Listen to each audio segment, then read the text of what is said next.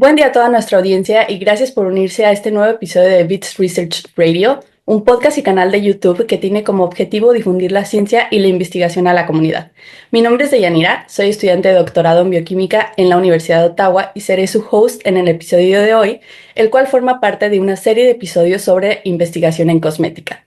Estamos muy honrados de tener el día de hoy la participación del doctor Sergio Alberto Bernal Chávez, profesor del Departamento de Ciencias Químico-Biológicas de la Universidad de las Américas Puebla y miembro del Sistema Nacional de Investigadores Nivel 1. El doctor Bernal es químico farmacéutico biólogo por la Universidad Autónoma de Zacatecas y cuenta con maestría y doctorado en ciencias químicas con orientación en tecnología farmacéutica por la UNAM. Su investigación se centra en el desarrollo de sistemas innovadores como nanopartículas y liposomas para la liberación controlada de fármacos en el tratamiento de enfermedades crónico-degenerativas. Además, trabaja en la aplicación de la nanotecnología para el desarrollo de productos cosméticos innovadores.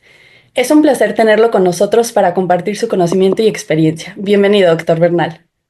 Muchas gracias, Daniel. Al contrario, un placer estar aquí y pues con gusto de compartir lo que en la ciencia cosmética hemos estado trabajando. Muchísimas gracias.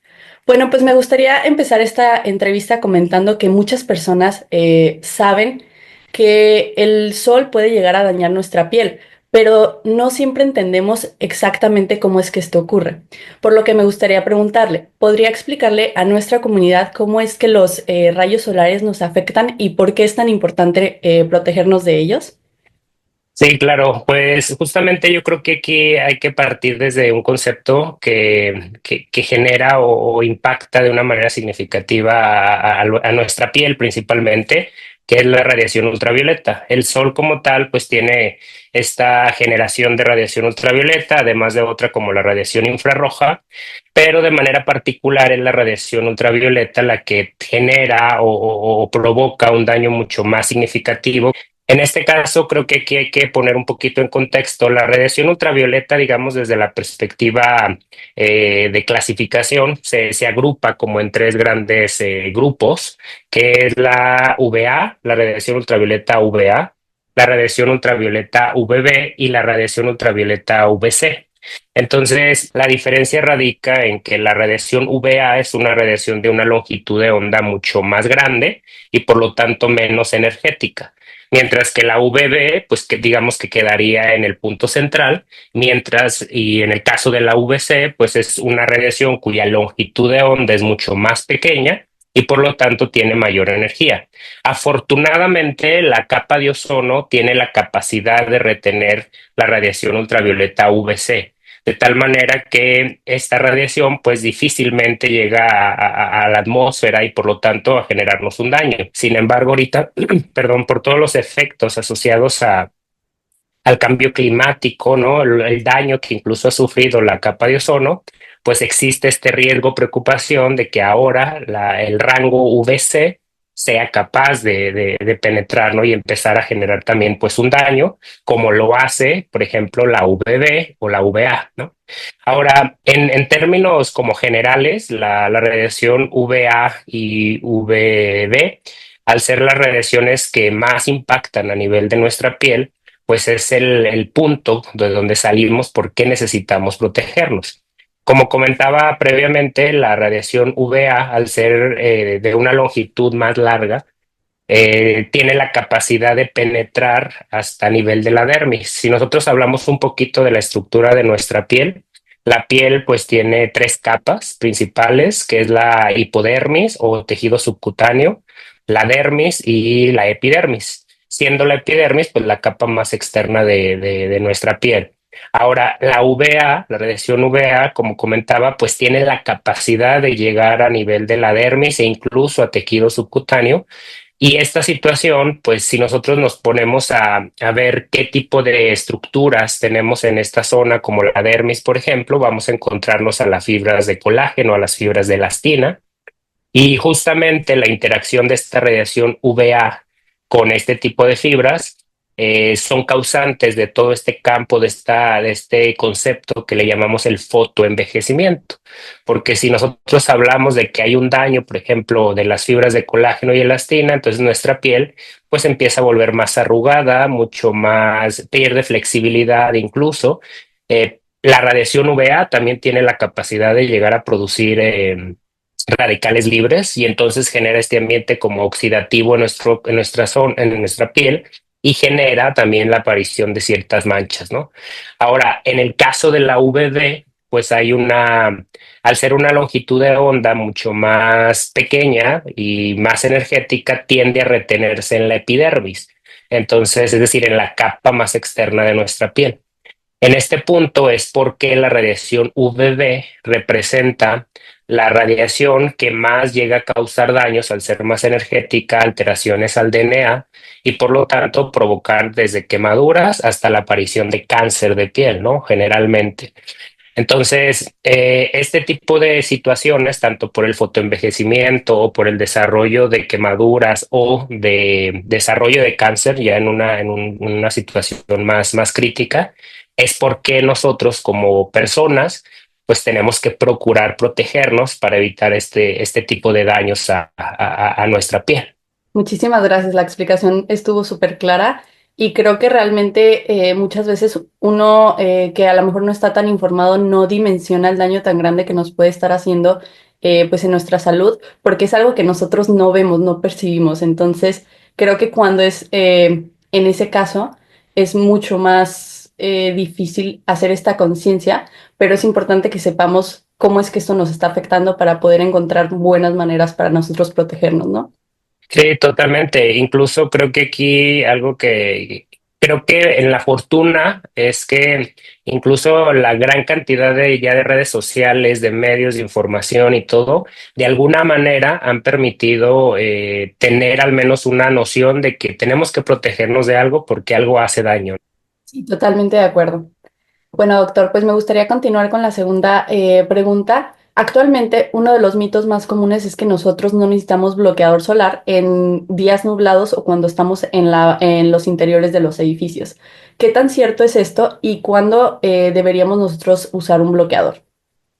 Sí, pues bueno, así como se comenta justamente, sí ha sido una situación que pues mal informa, ¿no? Y que de alguna manera, al contrario, creo que nosotros pensaríamos que al no estar en un ambiente soleado, en un ambiente de verano, en una zona de playa, etcétera, pensaríamos que entonces pues el impacto que puede tener la radiación ultravioleta sobre nuestra piel va a ser muy bajo.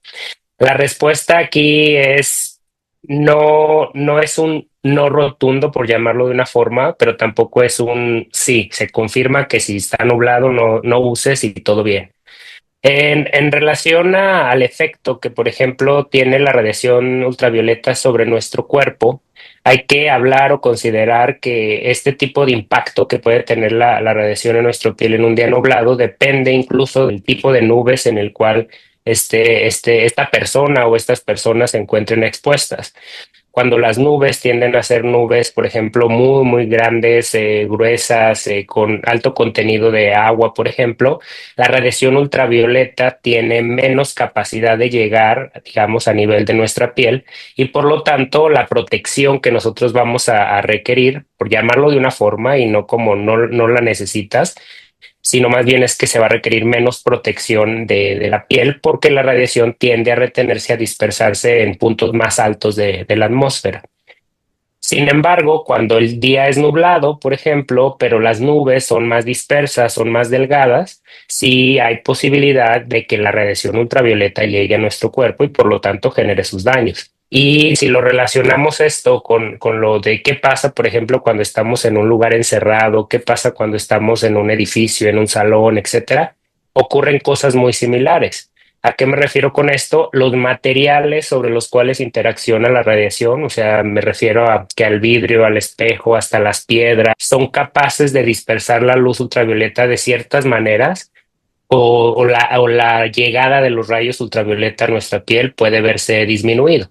Entonces, sin embargo, existen otras fuentes de luz que a veces no logramos ver, tan simple como por ejemplo la luz azul que a veces puede generar ciertos dispositivos que uno diría, ok, pues no me daño por la luz ultravioleta o la luz, por ejemplo, exterior o natural del sol, pero a veces pues sí estamos expuestos a radiación azul, ¿no? Del rango azul en el celular, en la computadora, etcétera. Y eso pues genera un impacto también. Entonces, al final tendrás que pensar en protegerte. Sí, totalmente cierto. Creo que ahora vivimos en un mundo en el que todos tenemos un dispositivo a la mano, al menos, porque si no es uno, tenemos más. Tenemos el Sí, computador, el celular, el iPad. Entonces estamos expuestos a todo esto y es algo que no tomamos usualmente en cuenta como para bloquear estos rayos, ¿no? Usualmente nomás salimos y es como, ah, bueno, está nublado o voy a salir, voy a ponerme bloqueador, pero no consideramos lo que desde dentro nos está generando. sí, exactamente, así es, totalmente. Bueno, doctor, me gustaría seguir con la siguiente pregunta. Sí, claro. Muchas personas dudan al momento de elegir entre un protector químico o un protector físico. ¿Podría explicarnos las diferencias principales y en qué situaciones uno es más recomendable que el otro?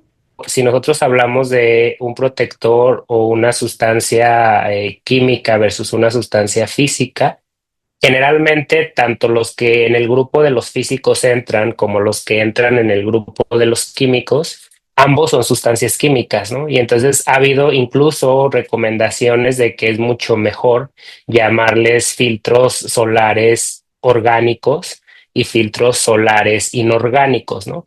Ahora, si nosotros nos quedamos o nos basamos en esta clasificación de los filtros químicos versus lo que son los filtros físicos, pues primero hay que hablar de que los filtros químicos tienen su capacidad o su forma de trabajo principal es que la radiación ultravioleta la absorben. Y una vez que la absorben, la transforman en calor. Ese es como su mecanismo, ¿no? Al momento de que llega la radiación ultravioleta, se absorbe, se transforma en calor. Mientras que en el caso de los filtros físicos o inorgánicos, estos tienen la capacidad de dispersar. Su función principal es la dispersión de la luz. Ya no es tanto un proceso de absorción principalmente, sino más bien un proceso de dispersión de la luz. Funcionan como si fuera un espejo, ¿no? Esto genera entonces que una vez que los rayos ultravioleta quieren llegar a la piel, pues estos tienen la capacidad de dispersarlos y evitar que penetren hacia la epidermis, ¿no? Si hablamos de los VB o hacia la dermis, si hablamos de los VA. Ahora, eh, una de las consideraciones o puntos importantes aquí es que tanto los filtros orgánicos o los filtros químicos y los filtros inorgánicos o físicos, no todos nos protegen contra ambos tipos de radiación ultravioleta. De tal manera que algo que ha hecho mucho entre la innovación, la propuesta, la misma industria cosmética, pues es tratar de buscar el desarrollo de productos que combinen a estos dos tipos de filtros, tanto los orgánicos como los inorgánicos o físicos y químicos, para poder generar un espectro de protección mucho más efectivo. Entonces, si nosotros revisáramos de pronto la lista de componentes, de ingredientes de un protector solar, nos daríamos cuenta de que traen una combinación como de ambos, ¿no? De filtros orgánicos o químicos y de los filtros físicos. Y esto, pues una de las razones es esto, ¿no? Tratar de protegernos contra toda la radiación. Y finalmente, en este punto, la decisión entre considerar un filtro físico versus uno químico radica mucho incluso en el comportamiento químico que pueden llegar a tener estas sustancias sobre nuestra piel. Por ejemplo, a veces las sustancias de tipo orgánico, los filtros solares de tipo químico orgánico, son sustancias que son quizá más ligeras.